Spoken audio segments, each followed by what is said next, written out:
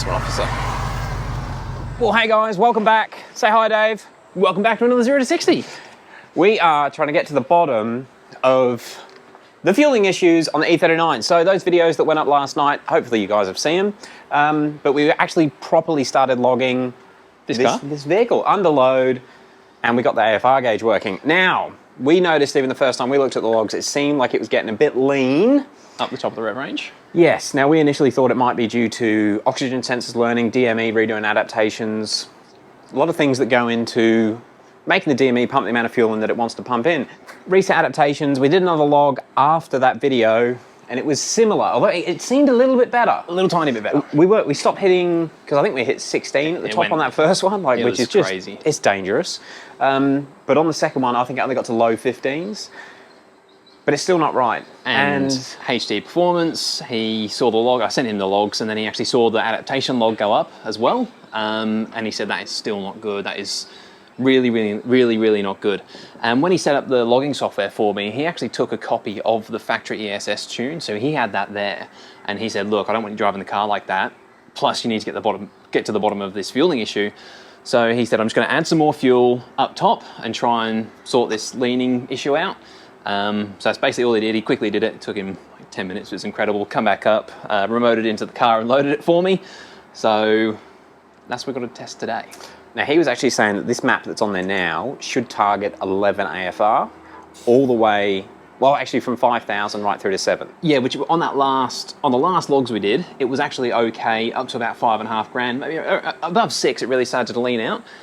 So he's added quite a lot more fuel at the top, and he said basically this should now see 11 to 1 AFRs all the way to redline, and if it doesn't, then we've got an issue somewhere else. Yeah, and he hasn't just done that on the whim. He got all the injector data that we've luckily got photos of from when we had the intake manifold off the other day.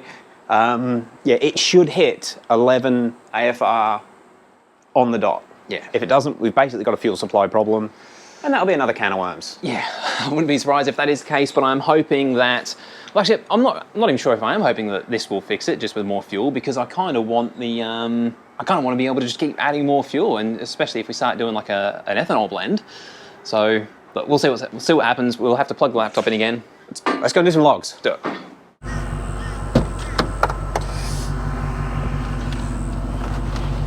So, day 2. Is the logging still going to work? Yeah, it's just so easy to set up though. It's just like connecting your Bluetooth phone. Actually, while he's doing this, has anybody got a AEM, AFR and boost gauge? And can you log the boost gauge into Testo the same way? I'm kind of curious about that, because it'd be handy to be able to log boost. Yeah, it would be really good.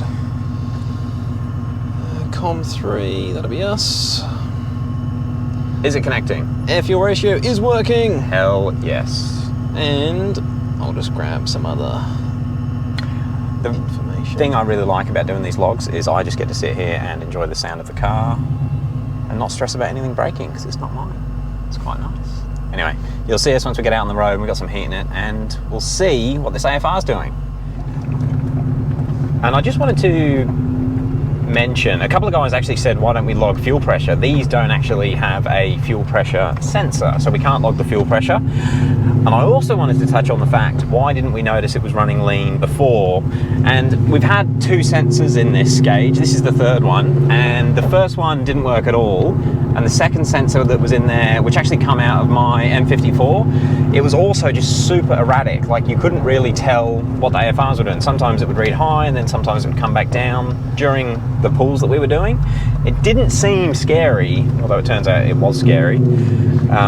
It's also very hard to watch the AFRs as it's changing, as you're doing everything, flying through the RPM as well. Which is why logging is so important. And a lot of you N54 and N54 guys are spoilt with the technology that those engines have when you compare to something like this generation of ancientness. Pretty much, yeah, where there is no built-in logging, and even the parameters you can log are pretty sparse. Alright, anyway, you'll see us again in a second. So just do a little roll on.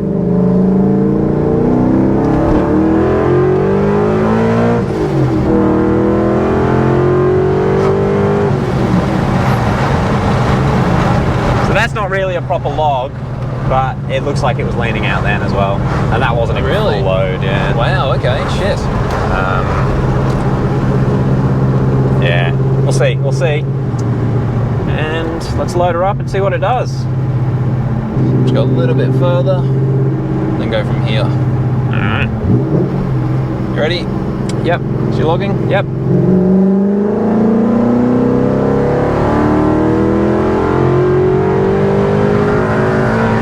Okay.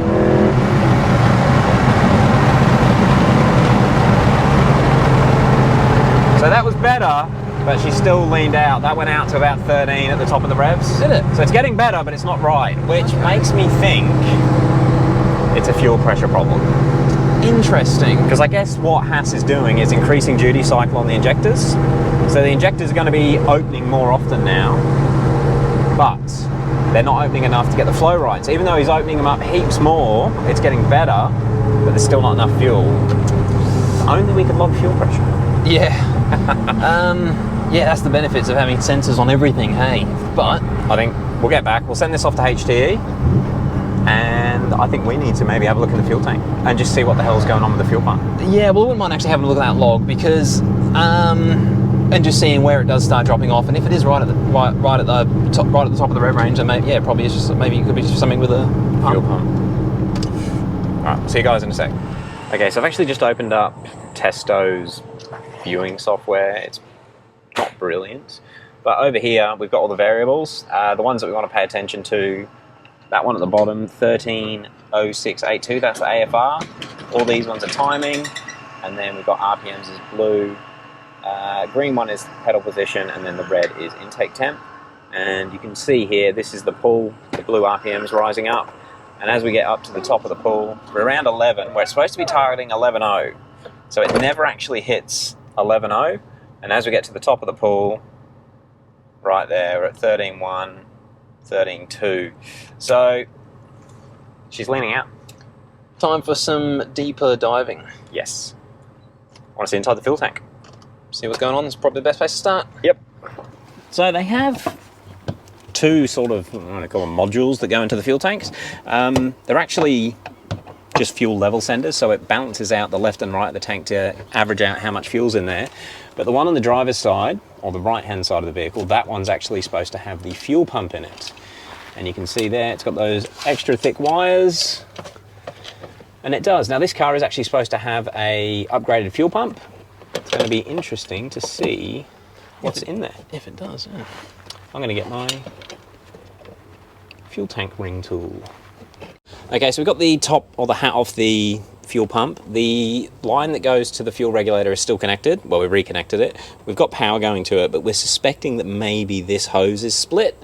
And we're suspecting that because HTE said that he had it on a supercharged M3 the other week. And I actually split one of these hoses on my N54 back in the day. All right, Dave, power it on. We'll see if we can see anything leaking. Well, we have plenty of fuel pressure.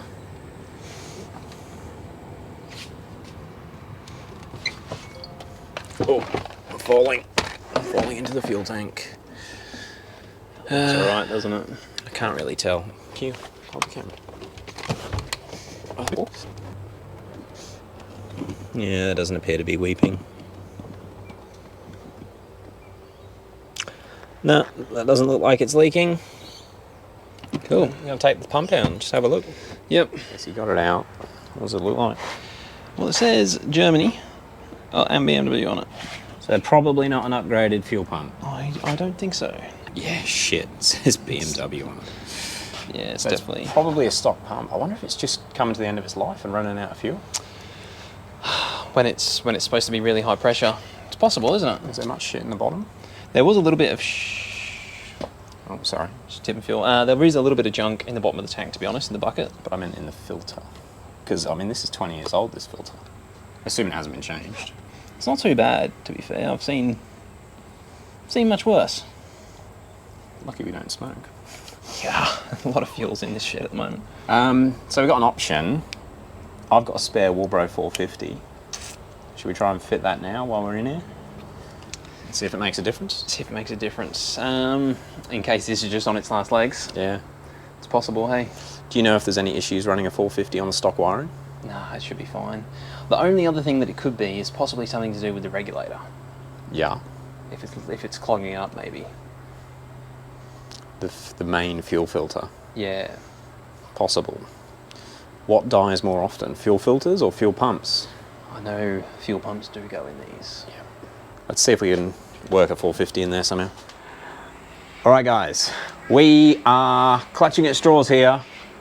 I don't think this is an upgraded fuel pump. Well, it's not. No, this is the standard E39 M5 fuel pump. So obviously these were designed for vehicles that run naturally aspirated 400 horsepower. Yep. Like all the OEM stuff, there's going to be a bit of headroom in there to run a bit more.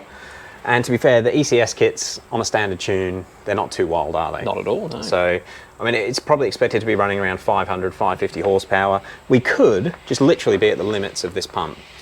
In this heat, Oh yeah, true. As it's getting very just before the rev limiter, it could just be running out. actually, heat doesn't make any sense, but it could just be running out. And again, if you're not logging, you'd never know. No, The absolutely. car drives fine.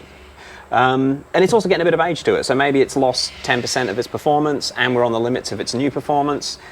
I feel like this is going to be it. Now, you actually have had fuel pump problems with your 540. It's a common E39 thing. Yes. Now, you actually got stuck on the side of the road. How many Ks were on it when it did that?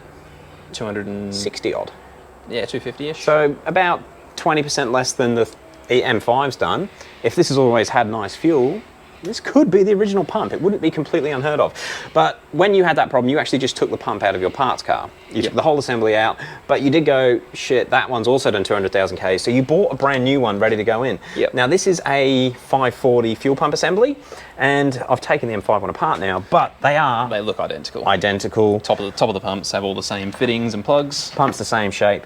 However, the M5 pump, this Pierberg one, is specific to the M5. So I'm guessing that it may be more powerful than the 540, which is the same fuel pump they use in a 520. Yeah. Which again, that's pretty normal for BMW. So this could actually be an upgraded pump over a 540, but it is the stock M5 from what we can tell.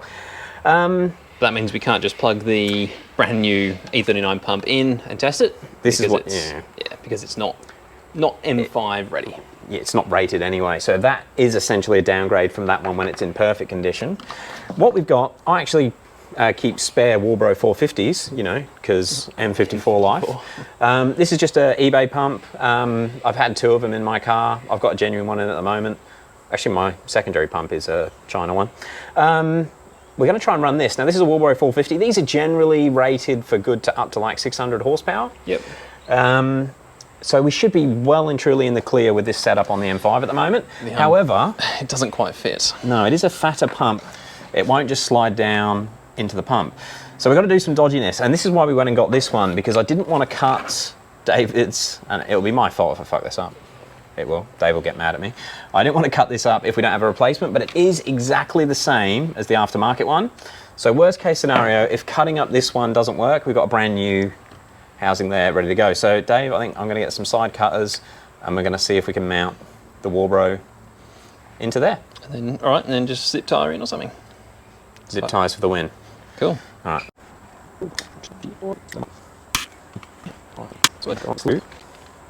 Spread those open like that, Okay. and then we'll get a hose clamp Just pinch them. and clamp it all in with a hose clamp. Okay. I reckon that's probably going to be fine. Doesn't look too bad. All right, we'll update them when it's finished. All right, so we've got our new bodged up Walbro 450 assembly ready to go. A few things I don't like. This is the original fuel line, and I thought we'd try and use that first just to save undoing this clip at the top. So we're going to roll with it, but we actually had to melt it to get it over the Walbro 450, and it's not over there well. It's only over 2 ridges. I can't pull it off. I think it's going to be okay. It's just not ideal. And for the sake of testing with this, I'm just going to leave it before we replace that line. We've got new line ready to go. It's just that those clips are a pain. Aside from that, we've set the filter height at the same height as the aftermarket one. Hopefully the GoPro picks that up. And hopefully we've got clearance. Obviously the filters are now a completely different shape, but I'm hoping that the Walbro filter just sort of folds up and gets out of the way. We'll find out shortly. Should we try and fit it back into the car? Let's do it. I'm excited, Dave. This could be a big difference. Alrighty.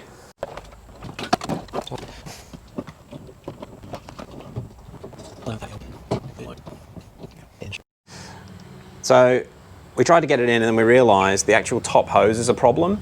This actually gets really close to the hat when the hat is closed down in. So we need to try and adapt some sort of right angle onto the top of the Walbro. see if we can work it out. So we've modified one of the black market parts. Well, we haven't modified the adapter, but we've now fitted one of them to get the right angle off the top of the 460. We've got a hose clamp over a quick disconnect. It's getting dodgy, but let's go and see if it fits. All right, well, we've got the new assembly in. I just want to show them, Dave. And hopefully with that fitting now, we're going to get clearance to the hat. Looks a lot lower. I was going to test it to make sure it seals, but I think we're just going to have to put it all back together. See what happens. Take the car for a drive, yeah. All right, let's keep trying to feed the rest of this back in. So should we show them that took like an hour and a half? We'll probably miss that bit out. Guys, it was a nightmare to get it all back in. I'm really worried it's not going to work. I'm going to go power it up. We'll see if we get any leaks. Yep. See if any funny noises come out of here. Fingers crossed. Okay. Ignition on. I heard it. It went brrrr. Did you see if it starts? I guess. She's in neutral.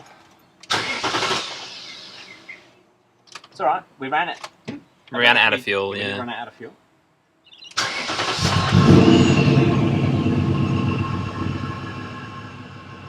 It's on. It's on. And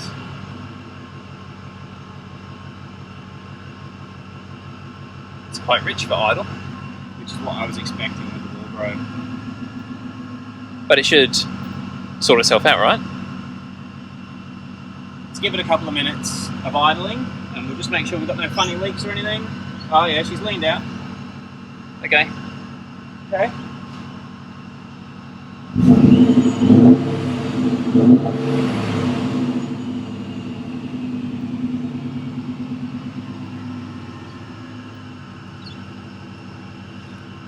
Alright, we'll give him an update in a minute.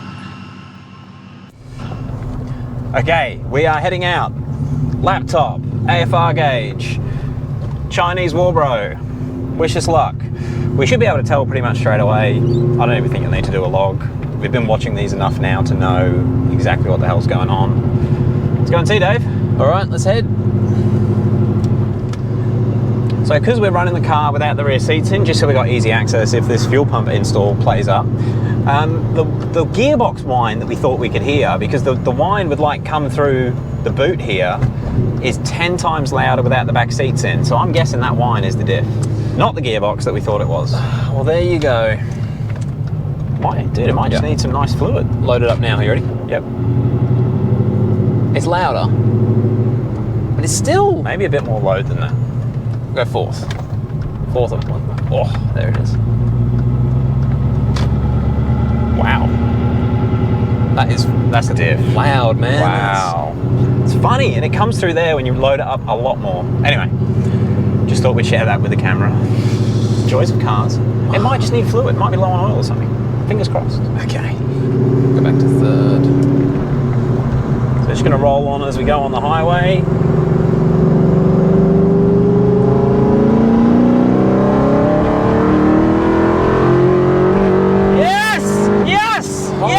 Manoli. We fixed something! We fixed it! I don't know if you saw that, that was 10.9. I had a look down at there. I was waiting until it was nearly at 6,000 RPM and it was at 10. I was like, what? Oh, goosebumps. This car, when it's on song, it's louder. Very emotional. You get more exhaust again without the rear seats. Oh, right. Let's go and do a log for HTE. It was a fuel pump. Jesus Christ. All right. We'll see you guys again in a second.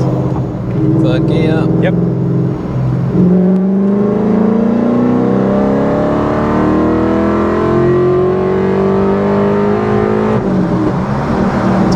Too rich. Yeah.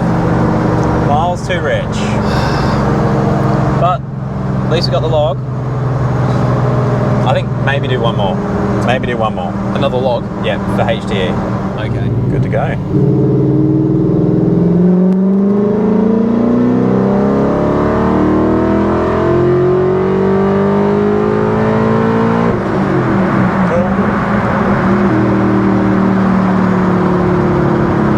Felt better or not.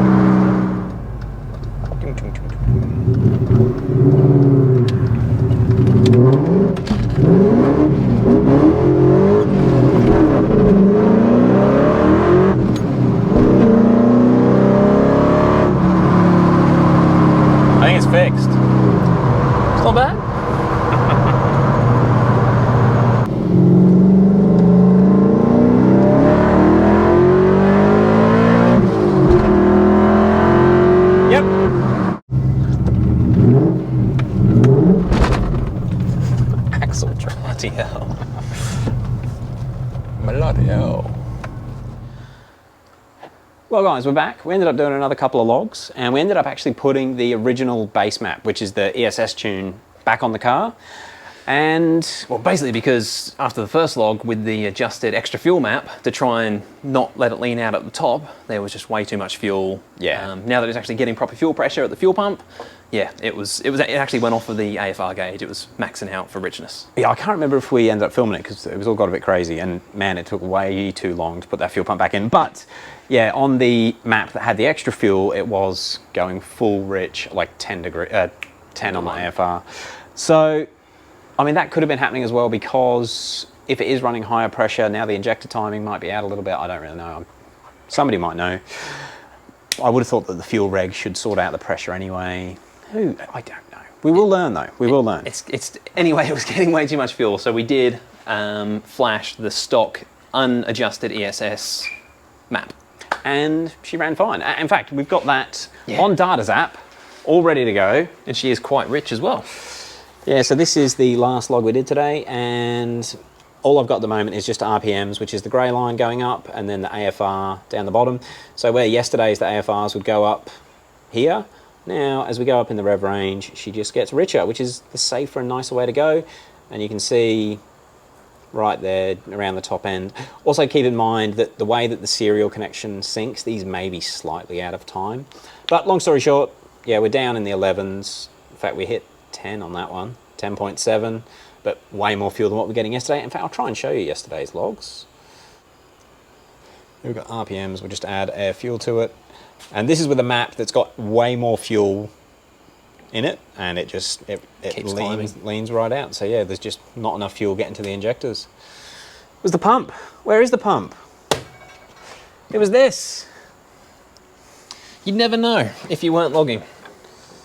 Yeah, I mean, the AFR gauge should pick it up. But still, it's you literally have to be watching the AFR gauge whilst you drive. And it's fine under normal conditions. It's only when you're at the peak of the RPM at the rev range and under boost that it's having the issue. That's hard to... Yeah, and actually I think I tried to say at the start of this video, because when we first started driving this, I was trying to keep an eye on that AFR, but it was just all over the... Oh, mind you, the sensor was knackered, wasn't it?